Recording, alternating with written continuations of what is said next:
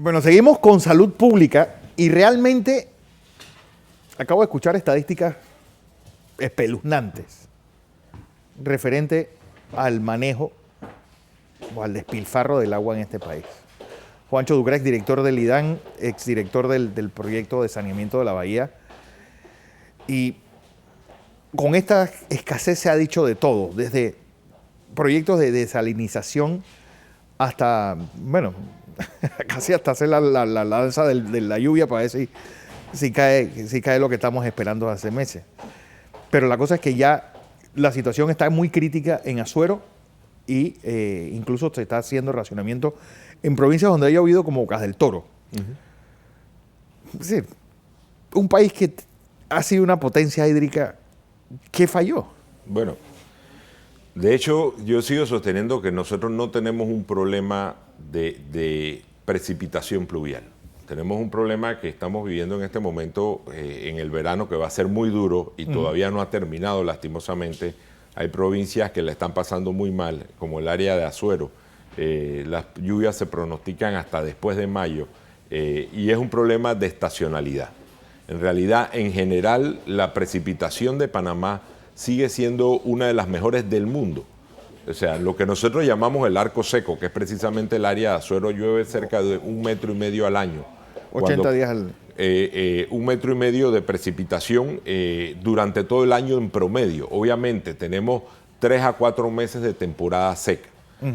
La realidad es que si lo comparas con España, que son países donde llueve 22 centímetros al año, te das cuenta que no hay una proporción y hay temporadas secas mucho más duras allá. ¿Cuál es la diferencia?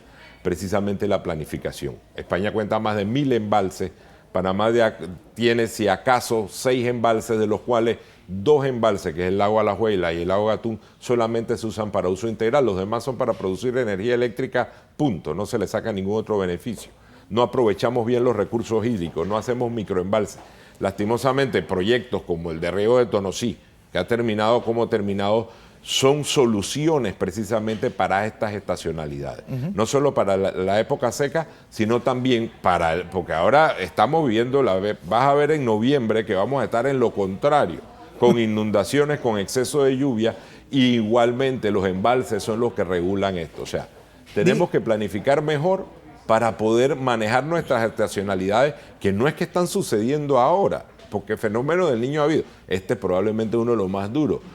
Pero son temas de planificación que tenemos que retomar como país, porque si no vamos a seguir dando estos traspiés. A la larga, Herrera y Los Santos, estamos hablando de escasas menos de 200.000 personas. Correcto. Es decir, ¿qué se necesita para darle agua a tan pocas personas? Bueno, y de hecho es mejor planificación hídrica, pero son dos cosas. Estamos hablando de las personas, pero también estamos hablando de la agricultura y la ganadería. Obviamente, ayer había personas que hablaban de que por qué no mandamos cisternas desde Panamá a la... Mira, en la agricultura, lastimosamente, lo que no se planificó por más cisternas de agua que lleva ya se perdió. Claro. Ya este año es muy difícil porque la agricultura al final es un negocio. Si a ti te cuesta producir un maíz y tienes que cargar el agua a un carro cisterna y te va a costar más de lo que puedes vender, se perdió la cosecha. Igualmente con la ganadería. En este momento hay que proteger lo que se pueda, ¿ve? Pero ya es un problema como negocio de la agricultura que debe ser sostenible. Sin embargo, esto lo que nos tiene que dar es que tenemos que planificar al futuro, que es recuperar los bosques de galería a mediano y largo plazo, los sistemas de recarga de los acuíferos, explotar mejor nuestras fuentes subterráneas y sobre todo planificar embalse en las cuencas que se pueda, grandes embalses y microembalses o sistemas de cosecha de agua para verano para que pueda funcionar el área. Luego, la población en Azuero debe ir más hacia las aguas subterráneas porque hay una realidad. Los niveles freáticos están bajando, los ríos, producto de la acción del cambio climático, pero también de la deforestación de los bosques de galería, cada vez tienen menos agua y tenemos que buscar fuentes alternativas como son aguas subterráneas, como por ejemplo el caso de Chame, que en este momento el río está seco, pero también sufre efectos de estacionalidad y hay que compensarlo con aguas subterráneas, ya que esa es un área rica en aguas subterráneas. Hablaba una estadística realmente terrorífica. Es decir, hacías la analogía que imaginémonos que hoy a la compañía de luz el 60% de los clientes no le pagasen. No, imagínate que a la compañía de luz el 60% le quitan los medidores. O sea, no le mides al No 60%, le mides a la persona. Y le pones en lugar de medir un cangrejo o un puente y le cobras $14 al mes. ¿Qué va a pasar con los consumidores de luz?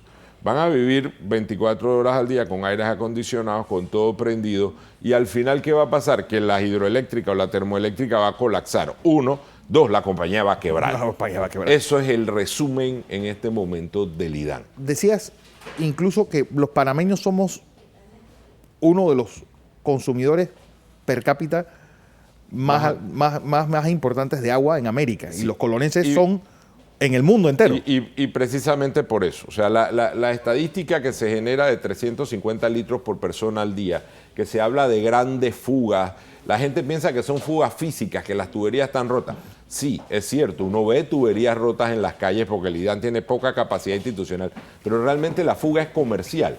Es precisamente porque el agua no se mide, se fuga dentro de las casas. No es que la gente la despilfarra, que está todo el día la pluma, pero si a ti se te daña tu inodoro dentro de la casa y a ti no te están midiendo y el inodoro se queda 24 horas al día botando, tú no llamas al plomero. Y cuando multiplica eso por 500,000 clientes o casas, entonces ahí es donde se da eso. ¿Cómo se controla eso? Con políticas comerciales. El ahorro de agua es muy sencillo. No se soluciona con un niño en televisión vestido de gotita diciendo que cierren la pluma. Es poniendo tarifa que a la gente pague el real costo del agua, y la segunda es midiendo para que la gente pague proporcionalmente a lo que consuman. Uno de los proyectos emblemáticos del presidente es el plan 100-0. Ajá. Es decir, dentro de este proyecto está pues proveer de agua potable y de sistema de acueductos a 300,000 personas. Correcto, a 300,000 casas. A 300,000 casas. Más de 1 millón, es que hay una estadística que habla de que somos 3 millones y hay más de 1 millón de panameños que hacen sus necesidades en letrinas. Pero ojo, hay más de 230,000 panameños que ni siquiera letrina tienen. Entonces, son 3 temas que tenemos aquí. Uno es la seguridad hídrica, que es poder garantizar agua para las potabilizadoras, para el uso de agricultura y para el uso de la ganadería, etc. El otro es la responsabilidad del Estado, no del IDAN, del Estado, de brindar la cobertura que es el acceso al agua potable, que, ojo, el derecho humano es el acceso al agua potable y saneamiento, que es poner el agua frente a tu casa para que tú te puedas pegar. Pero 3, el tener una administración y una prestación de servicio responsable y comercialmente sostenible. Eso es un poco lo que lastimosamente no se está viendo. O sea, la inversión del Estado es positiva para darle los baños a la gente que no tiene. Pero si usted a esos baños no le pone un medidor, no le pone un contrato, no le pone la tarifa que debe tener, y de hecho no le pone un sistema de subsidio estructurado que sea dirigido, parcial, que sea temporal, que sea condicionado a que usted mantenga un consumo mínimo, que sea bien estructurado y aplicado por una autoridad local. Si usted no cumple eso, al final toda esa inversión que usted haga, corremos el riesgo. ¿Y cuál es el gran riesgo? Que después de 6,000 millones de dólares invertidos, no se soluciona el problema, y lo peor, que la compañía que da el servicio esté más en el fondo, porque cada vez que usted le agrega consumidores al IDAN y no clientes al IDAN, lo está metiendo cada vez más en el hueco financiero y no va a poder brindar jamás un mejor servicio. Hablabas, por ejemplo, que la factura diaria de agua de Colón a la ACP es de $100,000. Bueno, la factura diaria de todo lo que el IDAN le compra a la ACP. Recordemos que el IDAN le compra a la ACP en Las Mendozas, en Chorrera, en Miraflores, en Mount Hope, básicamente. Entonces, Colón se le surte a la isla directamente de Mount Hope. Es un agua que el IDAN a su vez le compra a la ACP. Y es un agua que se está perdiendo arriba de los 400 litros por persona al día. O sea, Colón fue una ciudad que no fue diseñada para medidores, pero lo que es peor, si usted camina por las calles de Colón, la infraestructura... Siempre hay charcos. Porque vea las casas, por ejemplo, camine por calle 10, vea las casas, usted va a ver unos exoesqueletos de tuberías, porque ya las tuberías internas de la casa se pudrieron. Entonces, Colón realmente hay que tumbar las casas y volverlas a hacer en gran porcentaje. Y eso es parte del proyecto. Eso es parte del problema. De que va a ser, y eso va a ser positivo. Vamos a ver, porque, ya digo, uno de los proyectos, además de este de 100-0, emblemáticos, es exactamente este de Colón. Correcto. Y el de Colón, pues, obviamente, con el gran añadido que, pues, hay que cambiar la infraestructura pluvial de toda la ciudad. Correcto, correcto. Entonces, pues, eso va a traer más, que le llamaste tú, más usuarios que clientes. Correcto. A una ciudad como Colón. Así que lo que todos estamos diciendo, lo que se está diciendo, bueno, que esta planificación pues funcione con el fin de